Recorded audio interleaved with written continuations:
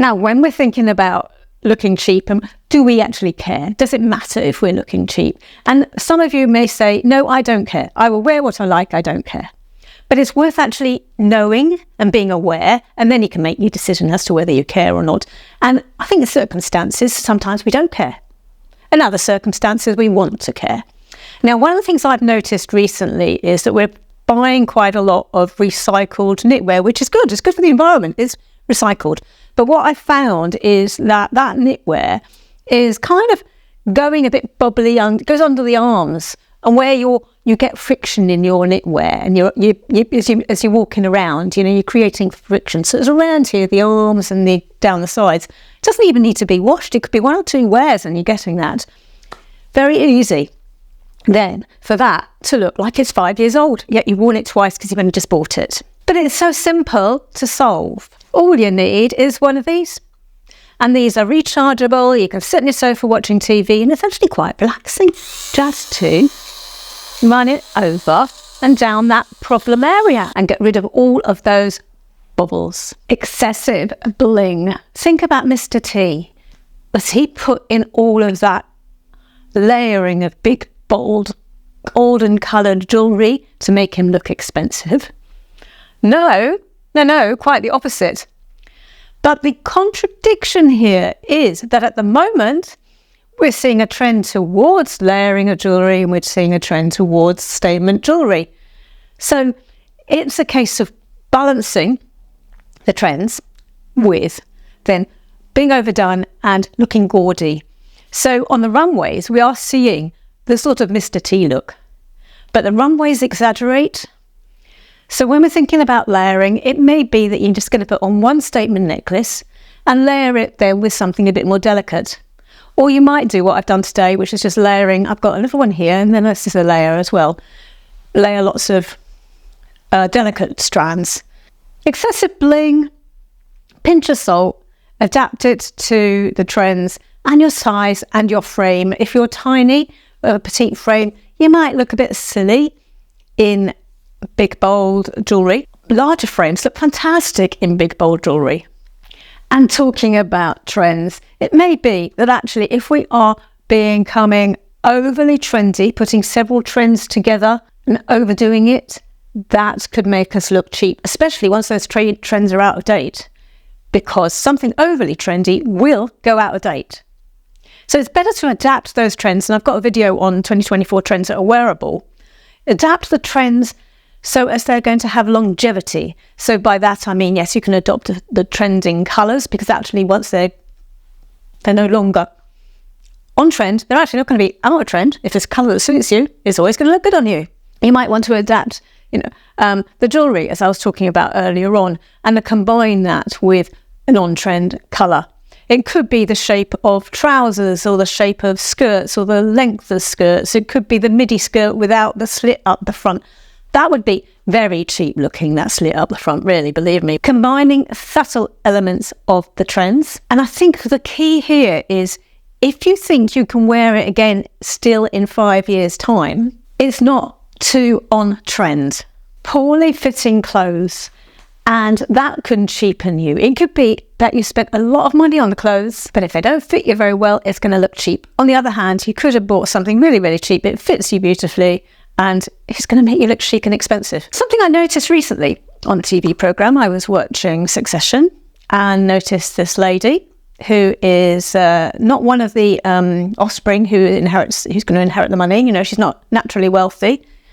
So she's worked her way up the corporate ladder, and they've put her in a suit that's slightly ill-fitting. Now, sitting opposite her is Shiv Roy, who has been brought up with wealth and is appearing to be in well-fitting clothes, and it makes such a difference. Now, obviously the set designers did this on purpose.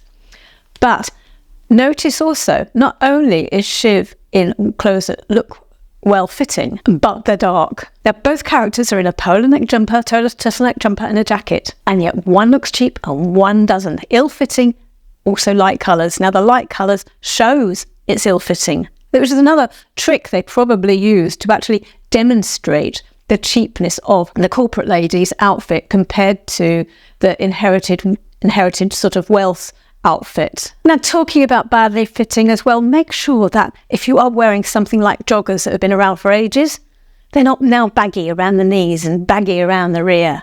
If your clothes have started to get saggy, baggy, loose, lopsided, the t-shirts are twisted, out of shape, however much money you spent on it in the first place, it could be that, it's 3 years old, you spent a lot of money on it, but oh my goodness, it really didn't keep very well. It now looks cheap. It really does. So just wear it around the house doing the housework. We can't talk about ill-fitting without talking about those dreaded buttons. Regardless of what size you are around the chest, you probably are going to have an occasion where you've actually found yourself in a shirt where the buttons just are too tight and you've got that little gape.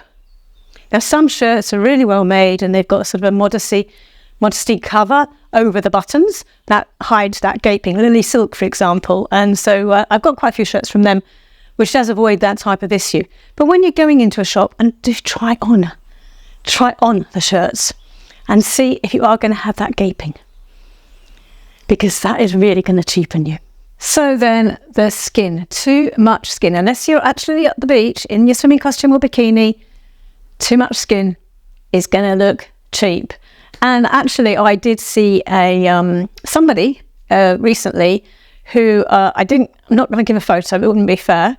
And she's a younger lady and she went to a party. She was falling out of her dress at the top and the bottom was a mini dress, but then with a slit up the front as well. So you've got the legs and you've got the top part and it's not fitting well around and you're exploding out the side. All ages, all generations. An outfit like that is going to look cheap. It's so true about the rule. If you want to show some skin, it's either top or it's bottom, legs or chest. It's not both. That rule is never really going to go out of date. If you are watching on a TV, and you would like to subscribe, and please do subscribe. Anybody who is not subscribed and you watch my videos, please do subscribe, because I'm aiming to get that silver play button. So you subscribing will help me get there. But scan the QR code. It will take you straight to my channel on your phone. Now, talking about skin, this happened to me. I had a lovely evening dress. It came down to the floor. It covered me here to the chest and it had some straps. And I thought I looked the bee's knees. I went to my event. I had my coat on. Went to the event, took my coat off, sat down at the dinner table. These straps did not hold the top up. Vroomp, vroomp, vroomp. So ever since then, I've realised there is something we must always do. Do the sit down test before you go out. Because you've got to make sure that what you are wearing is actually going to protect you, give you dignity, and just cover up all your bits and pieces when you're sitting at the dinner table.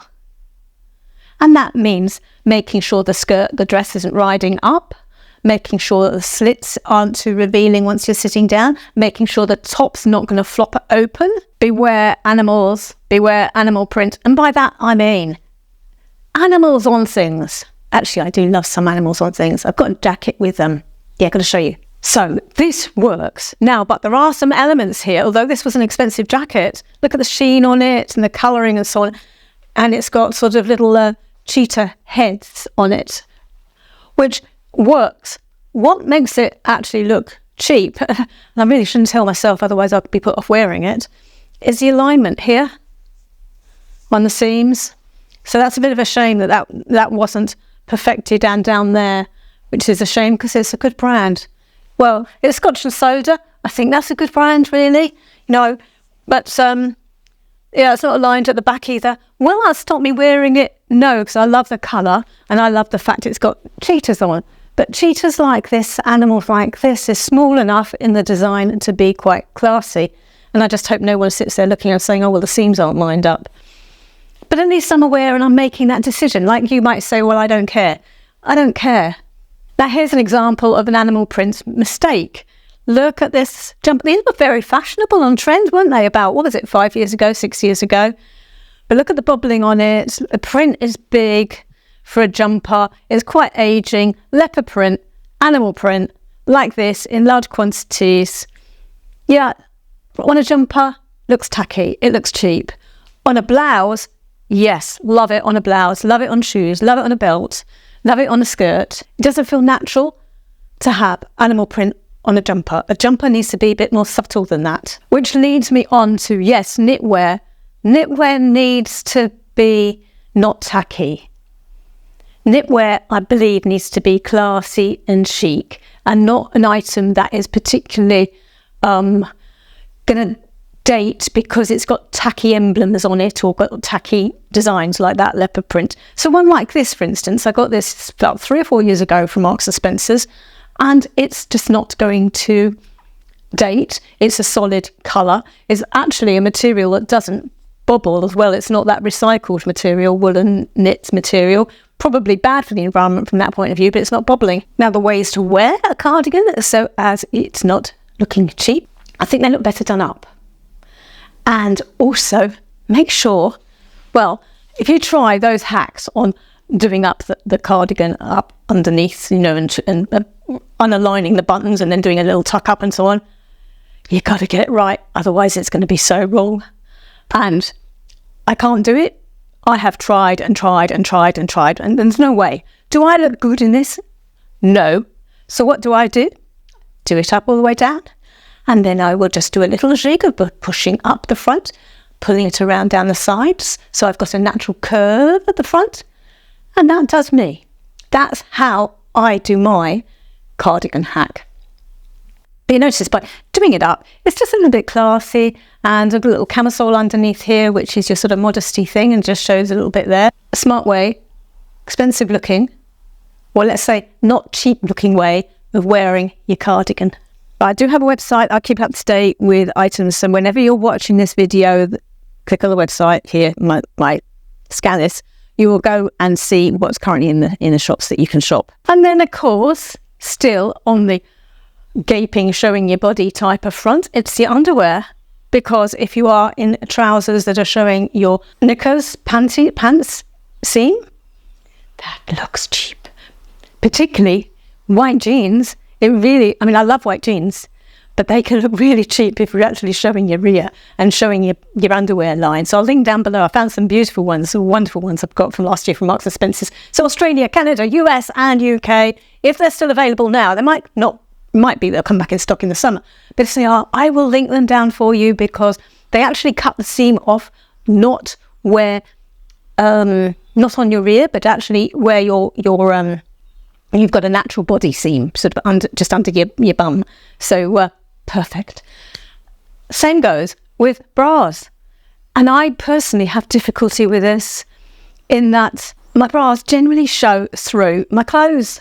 It's not the colour. I know that if I'm wearing a buff colour bra, I know to wear a buff colour bra. It's the edging, it's the seams, it's the edging along here will show through, say, many a top. Many. And I need to find the right one.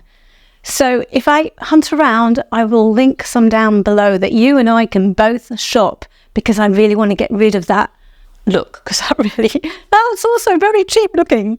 And make sure your whites are white. And make sure also your colours are coloured and they haven't faded. And for some reason, people have asked me, how do I manage to keep my whites white? You guys ask me, how come your t-shirts are so white? Because I don't have to replace my white t-shirts every year.